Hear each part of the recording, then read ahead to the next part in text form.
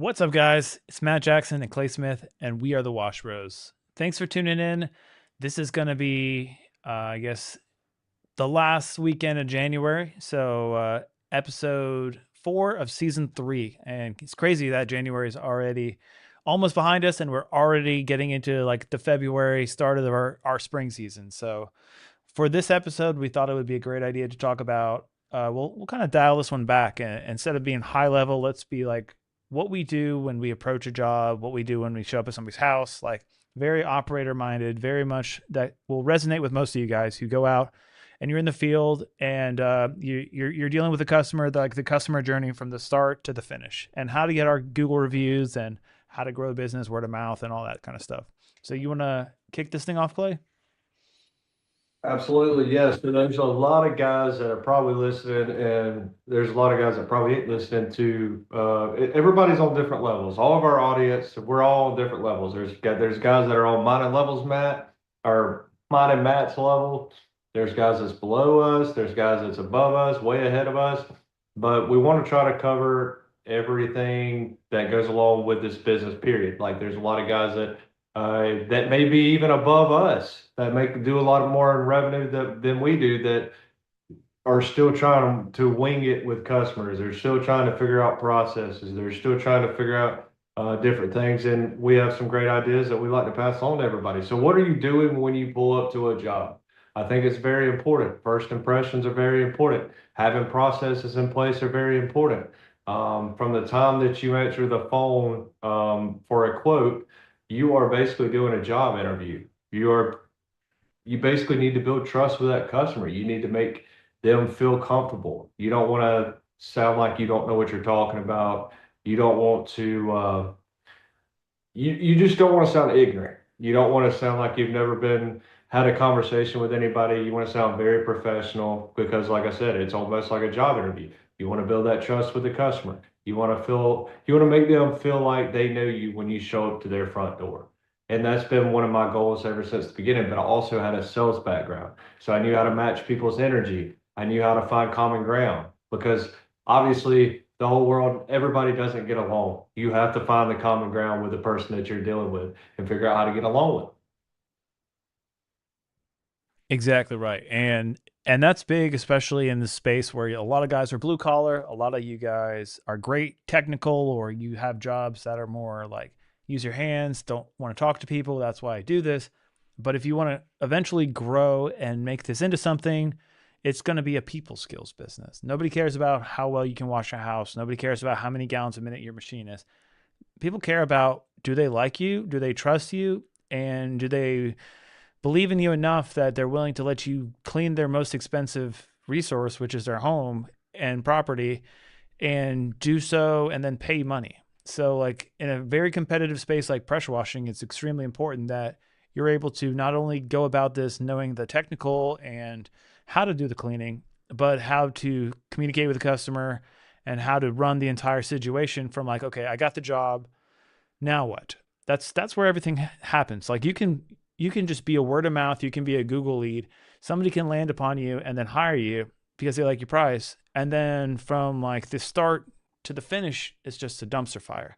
And then that's how you lose reputation. That's how you don't get word of mouth. That's how issues happen. So if you guys are in that stage, or if you just want to think, how can I position myself better as a business to grow this and be more of like a local favorite, this is going to be a great episode for you guys.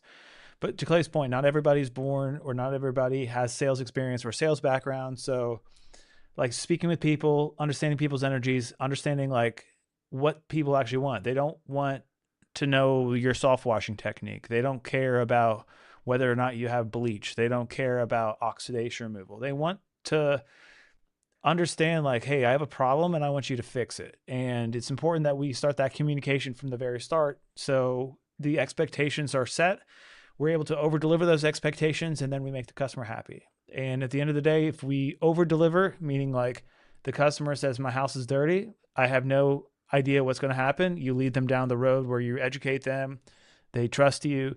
They feel like they know you, and they're excited about the outcome. And then you over deliver and the outcome looks great and you make it easy for them. They're going to want to spread your name out there. They're going to want to give you a tip. They're going to call you back. And A lot of people don't have that. A lot of times you see, especially in these kind of unlicensed trades where everybody's in it, oh, the last guy didn't do a great job, or like this guy, he answered the phone but he never gave me a quote. Like there's so many stories that you guys have heard. You probably get jobs because you answer the phone. Like the biggest thing in this business is the follow through. And what we want to talk about this episode is how to follow through with the customer. Like what we do from start to finish to get the Google reviews, to get the best in the app say, to get the traction that we've gotten over the years. And you're not going to get it by having the fanciest equipment. You're not going to get it by being kind of a grumpy personality. You're not going to get it from being a, oh, like, woe is me victim. It's gonna have to come from like trying to be the light to that person every time you interact with them, trying to be like a friendly face, trying to be excited, trying to hype yourself up even if you're not that type of person. Don't be the grumpy old tradesman who's like, oh, well, I don't want to talk to people. I'm just going to clean their house. Nobody cares about that. The value is created from that whole transaction that Clay and I are going to discuss on this episode. Yeah, so it's 2026. No matter what day you're having, no matter if you're sick, you don't feel good, you and your wife was bitching at each other the night before, y'all, no matter what you have to set everything aside, and when it's go time, it's go time. So it's showtime. Seen a lot of people that would say it's showtime. When I went to close a deal, it's showtime. And whenever I had guys working for me in the car business, I tell them it's showtime. Like you, everything else goes away. All I'm worried about is closing that deal. So in other words, in this pressure washing space, all you're worried about is your customer. You're only worried about that customer. Everything else goes away. When it's time to do what you need to do for the customer is most important. So what we like to do is basically we create a funnel. We've talked about it many times. We create something that grabs that customer's attention, whether it be a Facebook post, it be a video we posted on Facebook. Um, all these things that I'm telling you are free. Anything you put on any of the social media platforms, any of the groups, or if you take it to another level, you do paid marketing. You're on Google, you're on the TV, you're on anything that you can pay for, postcards, newspapers, magazines, whatever, right? You want to create that funnel. You want to grab the customer's attention. So once that customer calls you off of whatever you've created, that funnel that we talk about, then they're going to call you, right? You're going to grab all their information. All that information is time that you've put in. That's not free information. You have put your time in creating that funnel in for that information. It's very important that you take care of that information, just like you take care of your kids, you take care of your dogs, you take care of the money that you put up in your house. It's very important that you take care of that information because that's your time and effort and money that you have worked hard for. Worked hard for in different ways. It's not going out and pressure washing the house because you haven't done that yet, right? It's a different kind of work. It's the most important work that you can do in this space. And like we've said time and time again, people are out worrying about the pressure washer they have, or the hose they have, or the gun they have, or the surface cleaner they have, and having all these nice things. But the things that I'm talking about right now are the most important. Exactly right. You guys are fixated on being sold on what the equipment manufacturers have done to you, which is no different than what our objective in this episode is to get you guys to do for your customers. You guys have bought onto, I need this piece of equipment. I need this process. I need this t-shirt. I need this truck. I need this. I need this. You are sold on something. The objective here is to understand how to sell your customer journey, how to sell the customer from the first touch point to you, which, like Kelly said, could be a website lead, could be you answer the phone, into once the job's completed, and then after the job's completed. So you can pressure wash a house, an employee can pressure wash a house. You spray bleach on it, you rinse it off, it looks great. People are less concerned about that than they are on the experience of like, oh, this guy was great. Here's his story. He cared about me. He was very Johnny on the spot when it came to any questions I had. He made me feel comfortable about the questions I raised. Customers don't know. They usually hear stuff that may be like a lot of laced in fear stuff. People are like, oh, you can't use bleach. Like that's dangerous. It's going to kill your plants. That's just an uneducated customer. Our job as a professional is to come in and educate somebody. So never take offense to when a customer asks certain questions because it has nothing to do with you. If you take offense to something and a customer is like just asking you questions, trying to get you to build faith for them in yourself, sell yourself to them, like, and you get defensive, you've already lost. Like, we want to, like Clay said, sometimes we get customers and they're like, they've had a bad experience in the past, or they feel like they've been ripped off, or they don't want to be ripped off, or they've heard like stuff that's not true. Then it's our job as a professional to, in a like positive, uplifting like tone and energy, make them trust us, make them like us, and say, hey, look, I understand completely, Mr. Customer. Like, agree with them, educate them, and then say, based upon like, hey, our reviews, we've been doing this for so long, our employees are trained, like, what you think is a problem. No, and like what I'll do a lot of times is like, exactly right, that is a problem if you don't hire the right person. And in our industry, a lot of people are bad because they don't have the training, they're not the wash bros, they're they're not as dedicated and committed to the customer experience as us, so the customer is going to perceive them as negative. They may do a great job, but if they weren't communicating correctly, if they weren't being upbeat, if they weren't positioning themselves as like a top tier premium brand, customer's not going to care. And to Clay's point, like, if you don't know what to look for, it's like unconscious ignorance, and it's not your fault. It's your fault though if you know better and you choose not to act on it. Like, don't be stubborn, don't be set in your ways. Don't say, oh, I've been doing this for 20 years. Like Clay said, it's 2026. There's 16-year-olds out there making $1 million a year running pressure washing businesses. Like, this is the internet day and age. People are on TikTok, people are on YouTube, people are touching a huge mass of people. If you're leaning on the old clip flyer, if you're leaning on the door knocking, if you're leaning on the kind of spammy type stuff, that's been so played out. It's important that you aren't like becoming noise and annoying a customer, because if you're starting that connection off on annoying them or harassing them, it's hard to pull yourself back out. Yeah, speaking of the clip flyers, I can't tell you how many houses I wash. I go to knock on the door to let them know that I'm here to do my walk around with the customer. I can't tell you how many have been in the driveways. So they definitely do not work. It's 2026. It may work, what, one out of 1,000 that you throw, maybe if you're lucky now. A lot of people look at it as littering, which it pretty much is. So it's 2026. Back in my parents were entrepreneurs when I was growing up. I remember they could just buy a Yellow Pages ad and that was all they had to do. Now it's 2026. Everything's digital. You have to find those platforms that work good for you and your company and fit good for you to, as far as your budget, as far as the clientele you want to get in front of, and whatever works best for you and your business. And it's just very important. All the process you put together, like I said, creating that funnel, whatever that you can create to make it successful for you and your brand. And then making sure you have a CRM. I've said it time and time again. If you've listened to all of our episodes, make sure you have a CRM. Me and Matt use House Call Pro. You can do so many cool things in there. Matt's got a bunch more things in his that I have in mind that I still probably need to sign up for. But even just having the basic one will take you so far as a business owner.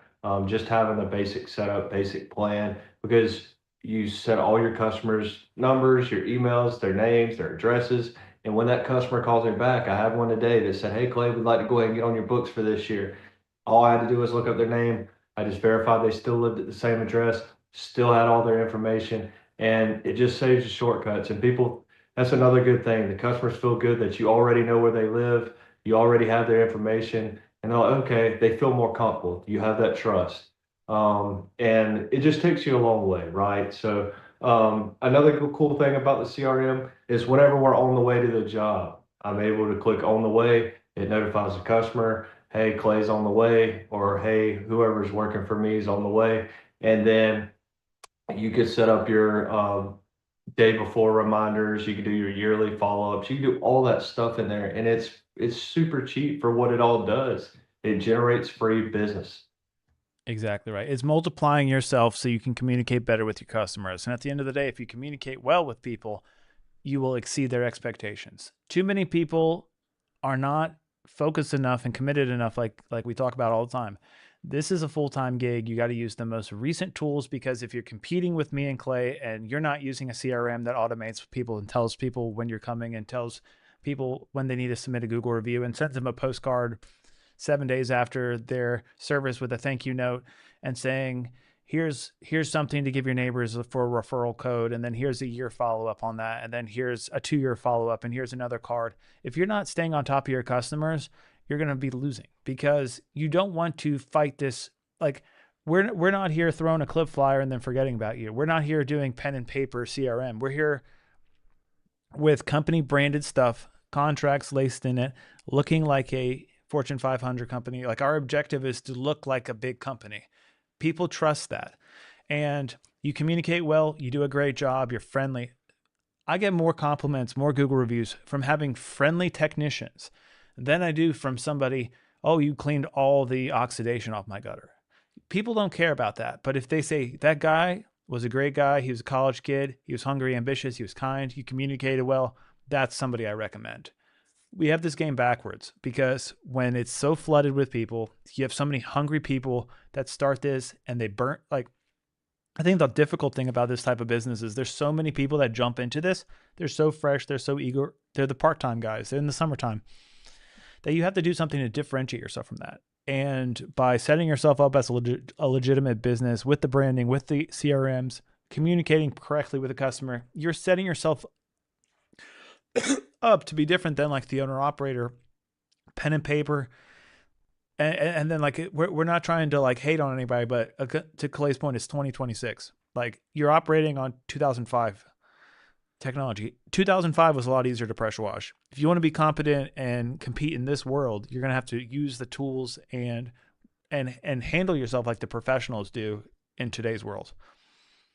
And Yeah, I think that one of the biggest things is a lot of people have egos and they're scared to ask for help. And I mean, I was kind of that way at the beginning because I was really good at what I did before, right? So I had a lot of confidence. I'm like, okay, if I can go out and I can run $1 million business, multi-million dollar business, we did millions of dollars in the car industry. But if I can run that, then the pressure washing is nothing, right? And I would say that, the stress that I have now is more than I ever had in the car business. So it just takes a lot more effort. You got to definitely be on your P's and Q's. You got to dot your T, dot your I's and cross your T's. You definitely want to be on top of your game. You want to look professional. Make sure all your brand flows in together. Everybody loves that my truck and my uniforms blend in together. I don't know why. That's just a branded thing, I guess. Everybody loves the bubbles and all that stuff. But another cool thing about the CRM, going back to the CRM, is when you have employees, when you get to that point, when you grow to employees, the the technicians that I have, they can stay at home. We don't have to come to a shop. I don't have to see them. They get a gas card. I schedule all of them jobs into the CRM, and they just leave from the house. They don't even have to come to a shop. Our chemical place, they just go and fill up. I don't have to see any of them. And if they have an issue, all they have to do is call me. But it just makes it very easy. Your business could be set up on autopilot. And like I say, it generates free leads. Very professional. exactly right. And then, so like, so much of the job is what we just discussed. It's the contact with the customer from the very start, what they see your brand online, how they speak with you, how you handle the conversation, how you get the quote. And then once you're in the system and you get follow-ups, it's like, wow, he told me this is the price, this is when it's going to be. And then I got a text and an email follow-up confirming that.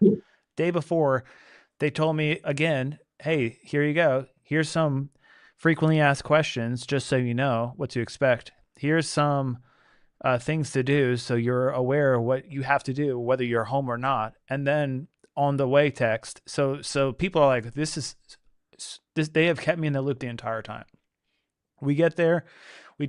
Clay's really good at this. He tries to do a walk around with the customer. He makes sure that he points stuff out that if you're quoting it online like we do, make sure that the customer's aware of what can and cannot get cleaned.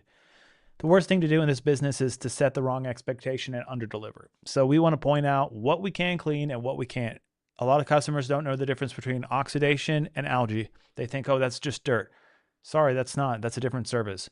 We don't offer this, or maybe it needs to be painted, or you've got red clay stains in your driveway. You didn't pay for that service. Here's a way to do this. Like, address concerns, point out stuff, be the trusted advisor to the customer when you first make contact. It builds value in your company, and you can set the expectation and correct the expectation if need be beforehand. Yeah, perfect example. I was out cleaning a patio the other day, and the lady thought that our pressure washer was going to get up the rust stains in our patio. So I set expectations with her, said we may or may not be able to get that out with some muriatic acid. We tried, and we couldn't get it all the way out, but it did look better, and she was happy. I have never not got rent off a job because I told a customer that I couldn't clean something. So that's just setting expectations is one of the key things in being successful at this, knowing what to look at, and it's time in the game. You know what you can clean, you know what you can't clean, and you know what you can do about it. But the biggest mistake that I see people make, or I hear people make, is they'll get out to a job, and if you quote it online like me and Matt do, sometimes we'll undercut ourselves. We'll get there and we're like, damn, I just messed up. But they all even out. And the biggest mistake you can do is try to charge extra when you get out there.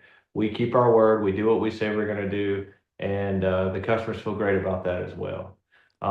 But I know that there are a lot of gurus out there that are selling the process of take the phone call, go out to the customer, give a quote, try to hard sell them on this, upsell them on that, be there for 30 minutes, sit down at their kitchen table with them and do all this stuff. But I don't think that that works anymore, especially when you have a customer call somebody like me or Matt, and we're able to get them a quote in 10 minutes.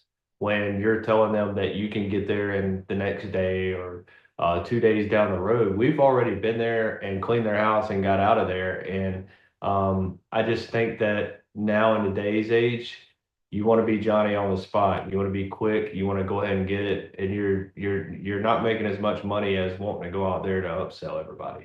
And think about what is your time worth, because I imagine if you're doing this yourself, you don't have a salesperson doing it. So you go out there and you say, "Oh, I sold this house at $700." But you spent half of a day between getting out there, talking to the customer, putting a quote together, and then more likely than not, losing the bid to somebody because people care more about, like, again, let's be completely honest.